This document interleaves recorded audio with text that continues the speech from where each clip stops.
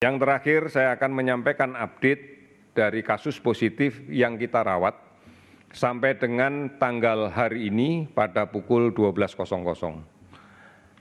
Ada penambahan kasus positif sebanyak 64 orang, sehingga totalnya adalah 514 orang. Ada juga penambahan kasus yang sudah sembuh, sudah 2 kali pemeriksaan negatif dan dinyatakan sembuh dan dibolehkan pulang, sebanyak 9 orang sehingga totalnya menjadi 29 orang. Namun juga ada penambahan kasus yang meninggal dari perjalanan penyakit ini sebanyak 10 orang, sehingga total yang meninggal pada posisi sekarang adalah 48 orang. Distribusinya bisa dilihat di dalam tabel, dan data ini sudah kami berikan kepada Kepala Dinas Kesehatan Provinsi untuk kemudian dilanjutkan ke rumah sakit bagi kepentingan layanan rawatan rumah sakit dan kemudian diberikan kepada dinas dalam kepentingan untuk melaksanakan kontak tracing.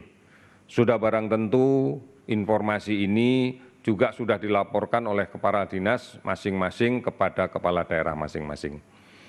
Ini yang kemudian harus kita bangun sekali lagi, bahwa social distancing, menjaga jarak itu harus kita laksanakan dengan basis komunitas saat ini.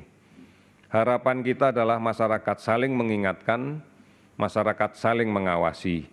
Beberapa pembelajaran baik sudah kita didapatkan dari beberapa kasus ini.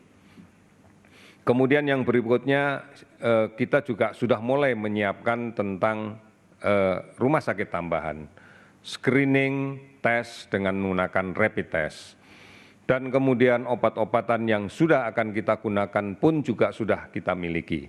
Namun sekali lagi, obat-obatan ini adalah atas resep dokter, atas indikasi yang diberikan oleh dokter.